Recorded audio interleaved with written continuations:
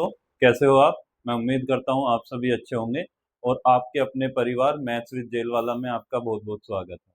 जैसा कि अब आप मुझे जानते ही हैं और मैं आपको पहले वीडियो में परसेंटेज और कल की वीडियो जो है मैंने डाली है वो डाली है मिक्स क्वेश्चन की। उसमें मैं ज़्यादा वीडियो लंबा तो नहीं हो पाया क्योंकि समय का अभाव होते हुए, क्योंकि थोड़ा जॉब की वजह से भी मुझे थोड़ा टाइम को मैनेज करना पड़ता है, इसलिए मैं कोशिश करूंगा कि 1 घंटे की वीडियो मैं अपलोड करूं आपको मिक्स क्वेश्चन की। उसमें 10 से 15 सवाल कराने की पूरी पूरी कोशिश करूंगा कि 12 सवाल हो जाएं आपके मिक्स और या 15 हो जाएं। और ऐसे ही डेली चैप्टर वाइज 2 से 3 टाइप के, हर टाइप में के 3 से 4 सवाल मैं जो है परसेंटेज के करा रहा हूँ, उसके बाद प्रॉफिट लॉस कराऊंगा, उसके बाद चक्रवृद्धि ब्याज और साधारण ब्याज, एक एक करके एग्जाम से पहले आपका ये पूरा जो है अर्थमेटिक जितना भी यूपीए कांस्टेबल का सिलेबस है वो कराने की कोशिश करूंगा। तो आज जो मैं, जैसा कि आपको बोर्ड पर दिखाई दे रहा होगा, जैसे ही कल कराए थे मैंने मिक्स क्वेश्चन, 10 से 12 क्वेश्चन कराए थे कल मिक्स, और वो आपने देखे भी होंगे और आपको अच्छे भी लगे होंगे, जैसा कि आपने वीडियो को लाइक भी किया है।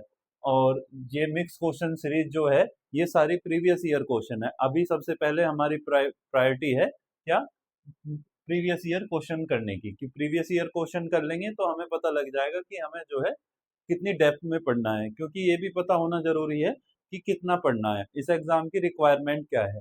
तो मेरी सलाह आपको यही है, मैथ पे फोकस करें बट रीजनिंग को कभी भी हल्के में ना लें, रीजनिंग की भी भरपूर प्रैक्टिस करते रहें, क्योंकि जितना मैथ का सिलेबस है यूपी कांस्टेबल में उससे 3 गुना ज्यादा रीजनिंग का सिलेबस है। तो चलिए सीरीज को आगे बढ़ाते हुए हम चलते हैं, क्वेश्चन देखते हैं। पहला क्वेश्चन है, ये एवरेज का क्वेश्चन है। क्या दिया है कि 11 परिणामों का औसत 50 है। 11 परिणामों का औसत कितना है, 50 है। पहले 6 परिणामों का औसत कितना है, 51 है। और अंतिम 6 परिणामों का औसत कितना है, 59 है। छठा परिणाम ज्ञात करना है। तो क्या होगा, इस सवाल को पहले बेसिक से समझेंगे, फिर इसका जो है शॉर्ट सॉल्यूशन भी मैं आपको करा दूंगा। क्या बताया है, 11 परिणाम है। एक पहले इस तरह से कितने परिणाम है, 11 परिणाम है। ठीक, 11 ये परिणाम है। तो 1 2 3 4 5 6 7 8 9 10 11। तो सिर्फ ये समझाने के लिए कर रहा हूं मैं, ऐसे आपको करना नहीं है, कि जिससे आपको पता लग जाए इसमें क्वेश्चन क्या कहना क्या चाह रहा है। तो ये 11 जो परिणाम है इनका औसत कितना दे रखा है, इनका औसत दे रखा है 50। सभी के सभी का औसत कितना है, 50 है। अब 11 परिणामों का औसत है और उसने कहा पहले 6 परिणाम, 1 2 3 4 5 6, इन छह का परिणाम कितना है, इन छह का परिणाम 51 है। और ये जो आखिरी के 6 हैं, 1 2 3 4 5, ठीक है, और ये 6, यहां से गिनेंगे ना, 1 2 3 4 5 6। तो अब आपने ये देखा होगा, ये जो 6 है, 1 2 3 4 5 6, और 1 2 3 4 5 6, तभी ये 6, ये 6 परिणाम ये और 6 परिणाम ये हो रहे हैं, क्योंकि इसमें क्या हो रहा है, छठे इसके जो छठा परिणाम है, ये पांचवे तो यहाँ तक हो गए और पांचवे उधर से यहाँ तक हो गए, ये 2 बार काउंट हो रहा है, इसलिए ये 6 6 परिणाम हो रहे हैं। ठीक है, तो अभी मैं इसे रफ कर दे रहा हूँ। तो अब समझ में आ गया आपको, 11 टोटल तो 11 परिणाम है, और पर 6 6 इसलिए हो रहे हैं क्योंकि वो एक संख्या 2 बार काउंट हो रही है। तो क्या कहेंगे, 11 परिणामों का औसत कितना है, 50 है। ठीक, पहले 6, फर्स्ट 6 टर्म का औसत कितना है, 51 है, और लास्ट 6 टर्म्स का कितना है, 59 है। ठीक है, 11 का कितना है, 50 है, 6 का कितना है, 51 है, और अंतिम 6 का 59 है। तो अब बताना है हमें वो संख्या। तो अब हम क्या करें, अगर 11 का योग निकाल लें, अब हमारे पास नंबर भी है और औसत भी है, तो योग निकालना कोई बड़ी बात नहीं है। योग बताया था मैंने क्या होता है, औसत में क्या कर देते हैं, गुना करते हैं संख्या की। ठीक है, तो पहले 11 की क्या निकल जाएगा, योग निकल जाएगा। तो कैसे निकलेगा 11 का योग, 11 का योग कैसे निकलेगा, औसत कितना है, 50 इंटू 11। तो औसत तो कितना है, 50 है, और संख्या कितनी है, 11। तो कितना आ गया, ये 550 आ गया, 11 पंजे 55। ठीक है, अब हमें 6 का योग ऐसे निकालना है। 6 का योग कितना हो जाएगा, 6 एकम 6 और 6 पंजे 30, 306 हो गया। 6 एकम 6, 6 पंजे 30। अब ऐसी लास्ट 6 का निकाल लेंगे, 6 में 54 और 6 पंजे 30, 30 और 5 35। ठीक है, अब ये तो 12 का योग हो गया और ये 11 का योग हो गया। अब हम क्या करेंगे, इन्हें जोड़ लेंगे, 6 4 10, 5 और 1 6 और 3 3 3 6, 660 तो इनका योग हो गया। ठीक, और टोटल योग कितना आ रहा था, 11 का योग कितना आ रहा था, ये तो हो गया 12 का योग, और 11 का योग कितना है, 550 है। तो अगर हम इसमें से घटा दें तो वो एक जो 2 बार काउंट हो रहा है वो संख्या निकल के आ जाएगी, 0, 6 में से 5 गया 1, 6 में से 5 गया 1, 110 इसका आंसर आ गया, ऑप्शन नंबर ए। तो मैं उम्मीद करता हूं इसमें आपको कोई समस्या नहीं हुई होगी। ठीक है, अब इसे देख लीजिए ध्यान से, मैं इसका थोड़ा सा शॉर्ट भी बता देता हूं कि आपको इस तरह से ना करके थोड़ी कैलकुलेशन में ही आपका आंसर आ जाए। जैसा कि आपने देख ही लिया है, इसका जो है बेसिक मेथड मैं आपको बता ही चुका हूं। अब एक बार इसका जो है शॉर्ट मेथड देख लेते हैं। शॉर्ट मेथड है क्या? शॉर्ट मेथड कुछ नहीं है, सिर्फ डेविएशन है। हम जो है कमी और वृद्धि पर बात करेंगे। जैसे क्या है, 11 संख्या, पहले 6 नंबर हैं, उनका औसत कितना दे रखा है, 51 दे रखा है, और आखिरी 6 नंबर हैं, उनका औसत कितना दे रखा है, 59 दे रखा है। ठीक, और टोटल नंबर कितने हैं, 11 नंबर हैं, इनका औसत कितना दे रखा है, 50 दे रखा है। बस ये 12 इसलिए हो रहे हैं क्योंकि एक संख्या ना 2 बार काउंट हो रही है, वही बताना है हमें। एक संख्या, जो संख्या 2 बार काउंट हो रही है वही ऐसी संख्या है जो 2 जगह काउंट हो रही है, बस वो एक्स्ट्रा जितना हो रहा है वही वो संख्या है। तो वो संख्या निकाल लेंगे हम। वो कैसे निकलेगा, अगर औसत 50 है, मान के उसने कहा है कि 11 संख्याओं का औसत 50 है, तो पहली 6 संख्याओं का औसत कितना है, 51 है। तो औसत से कितना फालतू ले रहे हैं, ये एक फालतू ले रहे हैं। ठीक, और ये जो 6 हैं, आखिरी के जो 6 हैं, आखिरी के जो 6 हैं, ये कितना फालतू ले रहे हैं, 9 फालतू ले रहे हैं औसत से। ठीक, तो इनके पास टोटल कितना है, जब 6 जने हर एक एक फालतू लेगा तो टोटल कितने फालतू ले रहे हैं, 6 फालतू ले रहे हैं। और ये कितने फालतू ले रहे हैं कि 6 के 6 जने, हर एक जना 9 फालतू है औसत से, तो ये कितना 54 फालतू है। तो 54 फालतू हो गया। तो कितना वो जो ये एक्स्ट्रा वाली संख्या है वो कितनी रही होगी, वो संख्या रही होगी जो ये सिक्स्थवा टर्म्स है, सिक्स्थवा टर्म है, 50 तो रहा ही होगा वो, क्योंकि औसत से ये फालतू है ना, तो उसके पास 50 तो रहा ही होगा। और इतना और फालतू है कि 54 ये है प्लस का और 6 ये है प्लस का, 54 प्लस 6 कितना हो गया, 54 6 60 और 50 110 आंसर। तो इस तरह से हम जो है इसे और जल्दी कर लेंगे, जिसमें कम से कम कैलकुलेशन करनी पड़ेगी आपको, तो इसको बहुत आराम से कर सकते हैं। जैसा कि इस क्वेश्चन में देखने की कोशिश करेंगे, क्या दिया है, ये टाइम एंड वर्क का सवाल है और जो है बारी बारी से करने वाला सवाल है। क्या कह रहा है, दीप्तेश और तुषार अलग अलग एक कार्य को करते हुए क्रम से 9 दिन, कितने दिन, 9 दिन और 12 दिन में करते हैं। तो क्रम से दिया है, तो दीप्तेश जो पहले दे रखा है उसका वो पहले वाला दिन दे रखा है, और जो दूसरा दे रखा है उसका 12 दिन दे रखा है। तो दीप्तेश 9 दिन में कर रहा है और तुषार कितने दिन में कर रहा है, 12 दिन में कर रहा है। तो दीप्तेश से प्रारंभ करके यदि वे बारी बारी से एक एक दिन कार्य करें, तो दीप्तेश से प्रारंभ कर रहा है, कौन प्रारंभ कर रहा है, दीप्तेश प्रारंभ कर रहे हैं। तो प्रारंभ दीप्तेश कर रहा है और बारी बारी से कर रहे हैं, तो एक दिन दीप्तेश कर रहा है, फिर एक दिन कौन कर रहा है, एक दिन तुषार कर रहा है। तो इस तरह से 2 दिन में कार्य हो रहा है। तो अब क्या करेंगे, पहले लिखेंगे दीप्तेश और फिर लिखेंगे तुषार। तो दीप्तेश की जो है कितना टाइम ले रहा है, दीप्तेश ले रहा है 9 दिन। अगर वो अकेला कार्य करे तो उस कार्य को करने में सिर्फ 9 दिन लग रहे हैं, और तुषार कार्य करे तो तुषार को कार्य करने में कितने दिन लगेंगे, तुषार कार्य करने में 12 दिन लग रहे हैं। तो अब यहाँ से हमें पता लगाना चाहिए कि टोटल वर्क कितना होगा। टोटल वर्क हमेशा क्या होता है, हम इनका एलसीएम मान लेते हैं। तो 9 और 12 का क्या हो जाएगा, एलसीएम कितना आ जाएगा, 9 से 18 कटता है पर 12 नहीं कटता, तो 36 इनका एलसीएम आ जाएगा, 12 और 9 का 36, एलसीएम 36 आ जाएगा। तो दीप्तेश की एक दिन की क्षमता कितनी आ गई, 4, और इसकी क्षमता कितनी आ जाएगी, 3। ठीक है, इसकी इफिशियंसी कितनी आ गई, 4 आ गई, इसकी इफिशियंसी 3 आ गई। अब दिक्कत क्या है इस सवाल में, अब इस सवाल में यह है कि वे बारी बारी से कार्य कर रहे हैं और दीप्तेश कार्य प्रारंभ कर रहा है। तो पहले दिन कौन आएगा, पहले दिन दीप्तेश ही कार्य करेगा, और दीप्तेश की एक दिन की क्षमता कितनी है, 4 है, और इसकी कितनी है, तुषार की कितनी है, 3 है। तो यहाँ दूसरे दिन कौन आएगा, सेकंड वाले दिन कौन आएगा, तुषार आएगा, इसकी क्षमता कितनी है, 3 है। तो अब यहां से हमें पता लगा क्या, 2 दिन में कितना काम हो रहा है, 7 यूनिट काम हो रहा है। कितने दिन में, 2 दिन में हमारा 7 यूनिट काम हो रहा है। ठीक है, इतने में कोई समस्या नहीं।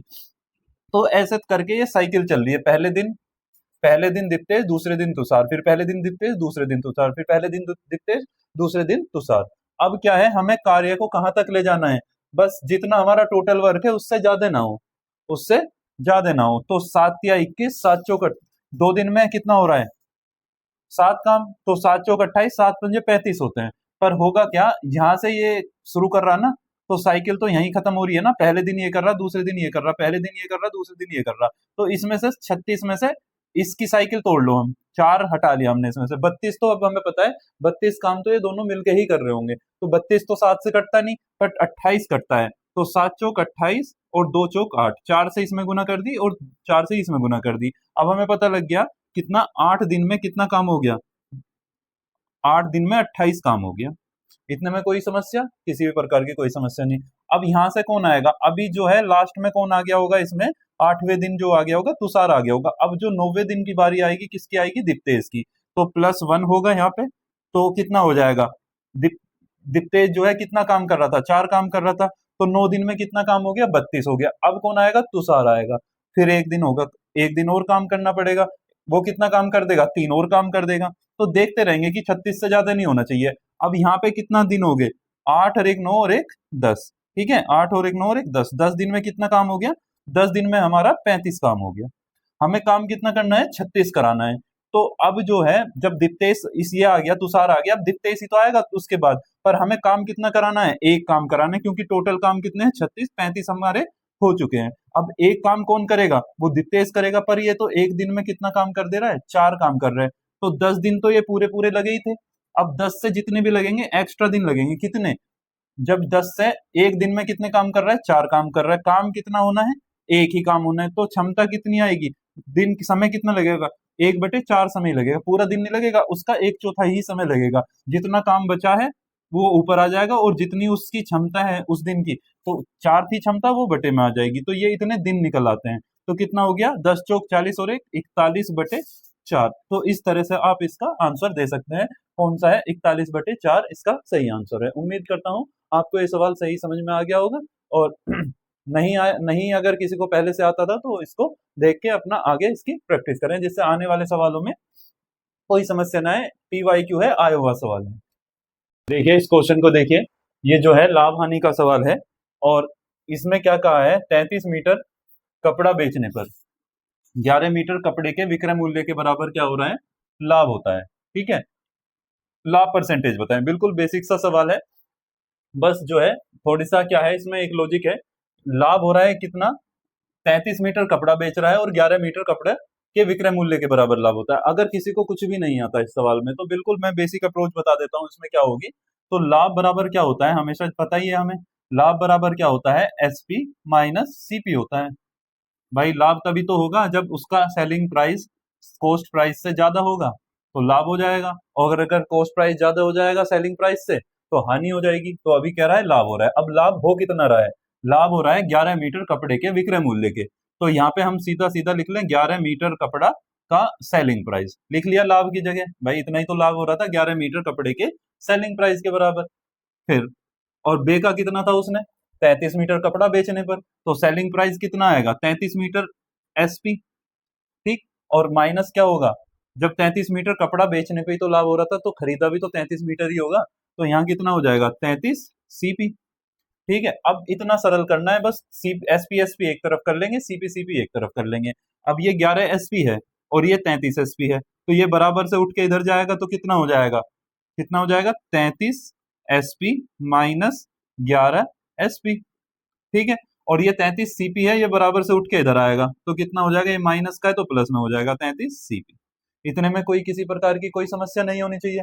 तो अब क्या हो जाएगा, इसे लिख लेते हैं, 33 CP is equal to 22 SP हो गया। अब यहां से रेशो ले लेंगे, 11 × 33, 11 दूनी 22। अब CP और SP का रेशो कितने आ जाएगा, CP अपॉन SP कितना आ जाएगा। अब मुझे बताओ, CP की वैल्यू तो 2 ही रहेगी, और SP क्या हो जाएगा, SP इसके अपॉन में चला जाएगा, ये नीचे चला जाएगा, तो SP हो गया 3। ठीक है, इतने में कोई किसी प्रकार की समस्या नहीं। अब जब हमें CP भी पता लग गया और SP भी पता लग गया, तो लाभ हानि निकालने में कहाँ समस्या आ रही है। तो लाभ परसेंटेज कैसे निकलता है, लाभ परसेंटेज निकलता है CP के अपॉन में प्रॉफिट जो भी होगा इनटू 100। तो CP कितना है, CP कि सीपी कितना है हमारा 2 है, 2 पे प्रॉफिट कितने का हो रहा है, 2 की चीज 3 में बेची जा रही है तो 1 का ही तो प्रॉफिट होगा, तो 2 पे 1, 1/2 सीधा सीधा पता है हमें 50% होता है, 100 से गुना करने की भी जरूरत नहीं है, तो 50% इसका आंसर आ जाएगा ऑप्शन नंबर ए। उम्मीद करता हूँ आपको ये समझ में आ गया होगा, और जो है वीडियो को पॉज करने करके पहले खुद से लगाने की कोशिश किया करो, और अगर नहीं समझ में आता तो फिर सॉल्यूशन देखा करो। और अगर आपको मेरी मेहनत अच्छी लग रही है और आपको लग रहा है कि ये वीडियो आपके लिए यूजफुल हो रही है, तो प्लीज जो है आप मेरे चैनल को सब्सक्राइब करें और लाइक करें, और वीडियो को और अपने दोस्तों में शेयर करें, जिससे आपका भी आपके लिए भी आपके फ्रेंड सर्कल में अगर कंटेंट अच्छा है तो उन्हें अच्छी चीजें पता लग पाएंगी, और जो है सटीक चीजें मिलेंगी, क्योंकि एग्जाम ओरिएंटेड ही है ये सब चीजें, क्योंकि इनको छोड़कर नहीं हो सकता मैथ में अच्छा, और इन चीजों को करना जो मैं करा रहा हूँ बिल्कुल इसेंशियल चीजें करा रहा हूँ जो बिल्कुल बेहद जरूरी है। ठीक है, कुछ भी एक्स्ट्रा आपको पढ़ाने की कोशिश नहीं करेंगे इन 2 महीनों में, ना हम एक्स्ट्रा पढ़ सकते हैं ना ही हमें एक्स्ट्रा पढ़ना चाहिए, वरना हम सिलेक्शन के पास होते हुए भी दूर चले जाते हैं। अब जो है इनको जो है नोट कर लीजिए और जो है खुद से करने की कोशिश कीजिएगा। क्वेश्चन में दिया है, क्या दिया है, एक धनराशि 3 वर्षों में 3 वर्षों के लिए साधारण ब्याज की एक निश्चित दर पर रखा जाता है, मतलब निश्चित दर पे एक जो है 3 वर्षों के लिए कोई निश्चित राशि है उसे निश्चित दर पर 3 वर्षों के लिए साधारण ब्याज पे रखा जाता है। यदि 2% अधिक के लिए रखा जाता है, यदि दर को 2% बढ़ा दिया जाता है, हमें नहीं पता कितनी दर है, तो पर बढ़ाने की वजह से 420 अधिक मिलते हैं, जो ब्याज मिल रहा है वो 420 अधिक मिल रहा है, तो अब हम क्या है, हमें ना रेट दिए ना कुछ दिए, तो हम अपने पास से एज्यूम भी कर सकते हैं। एज्यूम कैसे कर लेते हैं, हम मान लें 1,000 रुपए की राशि है, 1,000 रुपए की राशि यहाँ है, 1,000 रुपए की राशि यहाँ है, ठीक है, कोई दिक्कत, ये हमारा हो गया प्रिंसिपल। रेट कितनी होगी, अपने पास से जब दिया नहीं है कुछ 10% मान लें, और वो कह रहा है कि 2% वृद्धि होगी, तो अगली दर कितनी हो जाएगी, 12% हो जाएगी। समय दिया है कितना, टाइम दिया है सेम, टाइम दिया है कितना, 3 साल, यहाँ भी 3 साल है, यहाँ भी 3 साल है। अब मुझे ये बताओ कि 3 साल में जब एक साल में 10% ब्याज मिल रहा तो 3 साल में कितना ब्याज मिल जाएगा, 3 साल में ब्याज मिलेगा कितना, 30%। भाई हर साल सेम ब्याज मिल रहा, हर साल 10% ब्याज मिल रहा, तो 3 साल के अंदर 30% ही ब्याज मिलेगा। और यहाँ पे एक साल में कितना ब्याज मिल रहा, 12%, और यहाँ कितना मिल जाएगा, 36%, कितना हो जाएगा, 36% ब्याज मिल जाएगा। अब मुझे यहाँ से ये बताओ कितना एक्स्ट्रा मिल गया, 6% ही तो भी एक्स्ट्रा मिल गया, कितना ब्याज मिला, 6% एक्स्ट्रा मिल गया ब्याज। 6% किसका, जो हमने राशि मान रखी थी, 1,000 का 6% मिला, तो 1,000 का जब हम 6% निकालेंगे तो 6/100 करेंगे। अब ये सिर्फ कोई डेटा नहीं है, ये हमने अपने पास से मानी हुई यूनिट है, तो जब ये मानी हुई यूनिट है तो हम यहाँ से निकालेंगे कितने यूनिट आ गया, तो 60 आ गया, 60 एक्स्ट्रा मिल रहा, और वैसे मिल कितना रहा, 420 मिल रहा, तो 60 यूनिट बराबर किसके, 420 के, तो एक यूनिट किसके बराबर, 0 से 0 कट गया, एक यूनिट बराबर 7 के, और हमने माना कितना था, राशि कितनी मानी थी, 1,000, तो 1,000 यूनिट की वैल्यू कितनी होगी, 7,000। तो उम्मीद करता हूँ आपको ये सवाल समझ में आ गया होगा, और आपको ये तरीका अच्छा भी लगा होगा, ये थोड़ा बेसिक भी है और थोड़ी एडवांस अप्रोच भी है।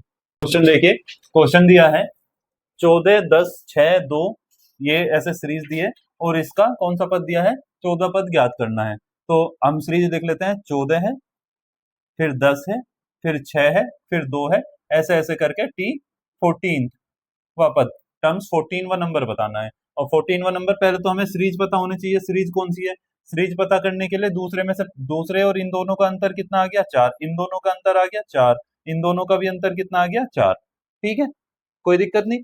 अब क्या होगा, अगर हमें अंतर निकालना है, अंतर को कहां से रिप्रेजेंट करते हैं, डी से, तो T2 माइनस T1, इनका अंतर कितना हो जाएगा, 10 माइनस 14, तो कितना आ गया, -4 का अंतर आ रहा है, ठीक है, इतने में कोई समस्या नहीं। तो जब भी अंतर सब में समान आएगा, जब में समान अंतर आएगा तो उसके लिए एपी बनती है, सीरीज क्या बनती है, एपी, अर्थमेटिकल प्रोग्रेशन। तो अर्थमेटिकल प्रोग्रेशन का Tn का nवा पद निकालने का सूत्र क्या है, a plus n minus 1 into D.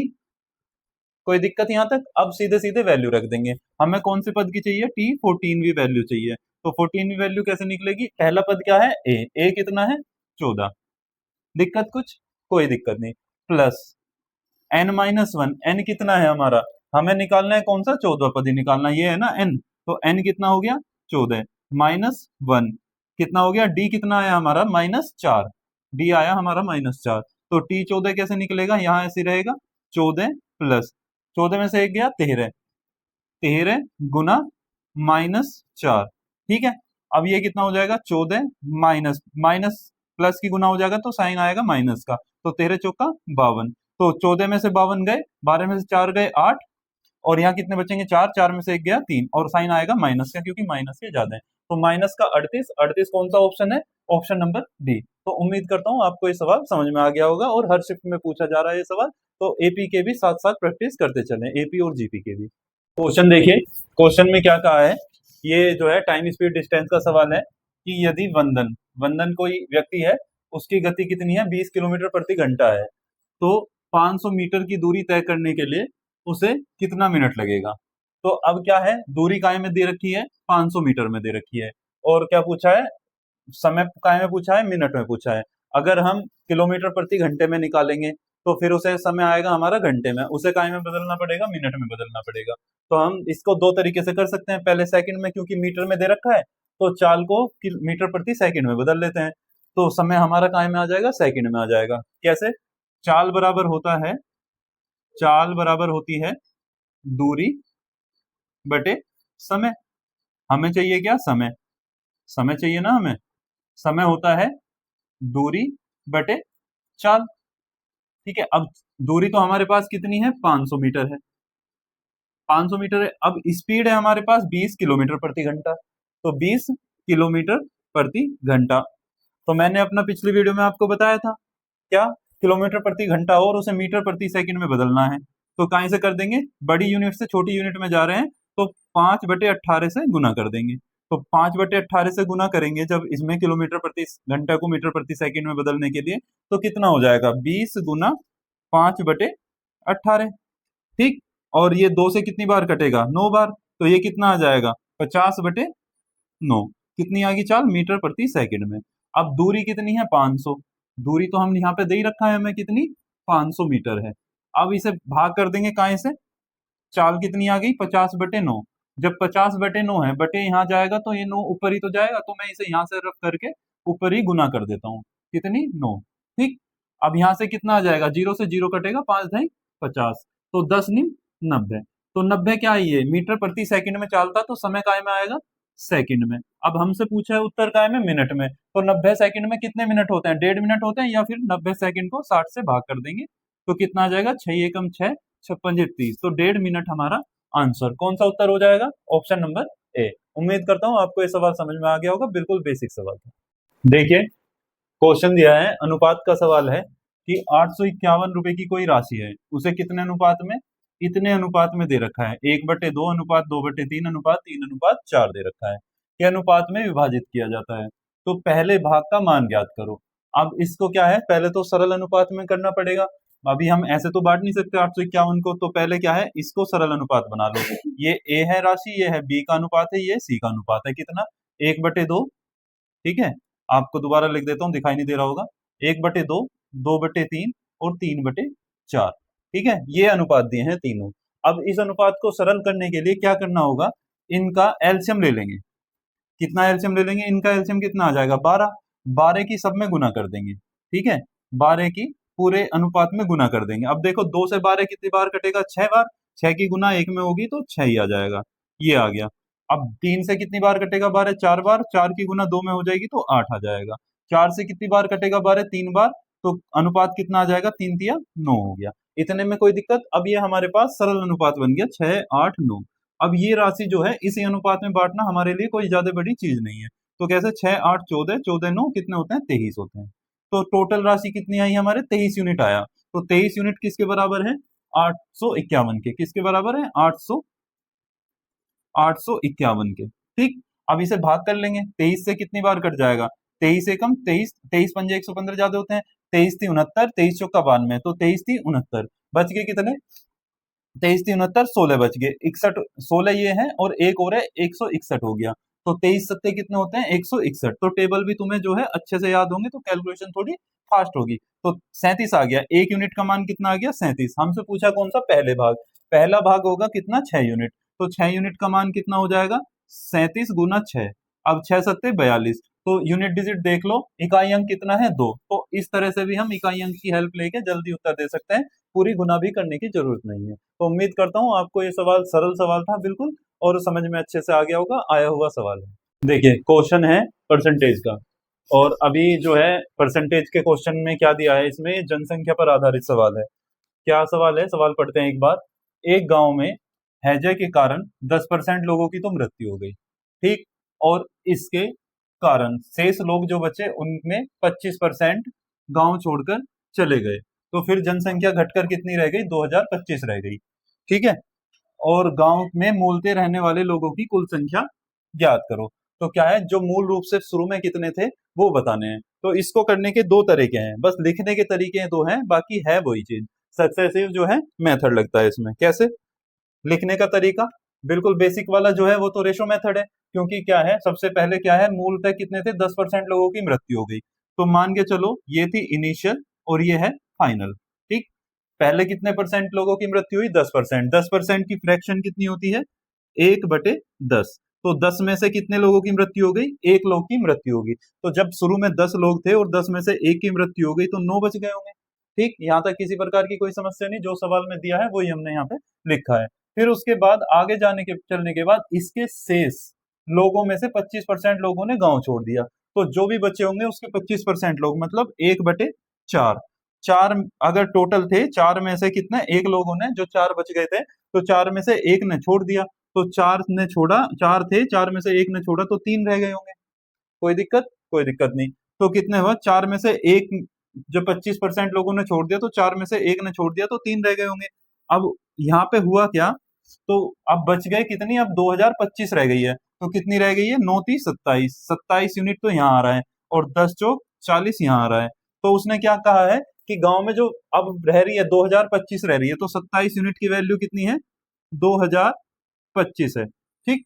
कोई दिक्कत, हमें कौन सी बतानी है, इनिशियल बतानी है, मूल वाली बतानी है। मूल वाली कितनी है, 40। तो 1 यूनिट की वैल्यू कितनी हो जाएगी, 27 यूनिट की 2025 है जब, तो 1 यूनिट की कितनी आ जाएगी, 27, तो बटे में आ जाएगा। हमें 40 यूनिट की बतानी है तो 40 से गुना हो जाएगी, तभी तो निकलेगी। जब 1 यूनिट की वैल्यू कितनी है, 2025 है, बटे 27 है, हमें 40 यूनिट की तो चाहिए, तो ये इसका 40 गुना है, तो इसका भी तो 2025 बटे 27 गुना 40 करेंगे।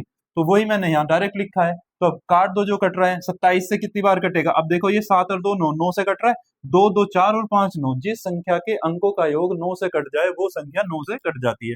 तो डायरेक्ट पता लग रहा है 9 से कट रहा है। 9 3 27, 9 से कितनी बार कटेगा, 9 दूनी 18, बच गए कितने, 2 22 हो गए, 9 दूनी 18, 4 बचे 45, 9 पंजे 45, 3 सत्ते 21, 3 पंजे 15। तो 75 की और 4 में गुना करेंगे, 75 दूनी 150 और 150 का दुगना 300, 75 चौका 300 हो गया, और एक जीरो और है तो एक जीरो और लग जाएगी। तो मूलतः कितनी हो गई, संख्या 3000 हो गई होगी, ठीक है। तो आंसर ऑप्शन नंबर कौन सा है, ऑप्शन नंबर सी। उम्मीद करता हूँ ये परसेंटेज का बहुत ही अच्छा सवाल है। जनसंख्या पर आधारित सवाल जरूर बनते हैं, चाहे रेलवे का पेपर हो, ग्रुप डी का, एनटीपीसी का, या किसी भी प्रकार का एसएससी का कोई एग्जाम हो। तो परसेंटेज में जनसंख्या पर आधारित और पुरुषों और स्त्रियों पर आधारित जो सवाल जो है बहुत ज्यादा पूछे जाते हैं। तो इसे आप नोट कर लेंगे, और जो है आगे अपने भविष्य में आने वाले जो है क्वेश्चन प्रैक्टिस करते हुए इस मेथड का यूज करेंगे।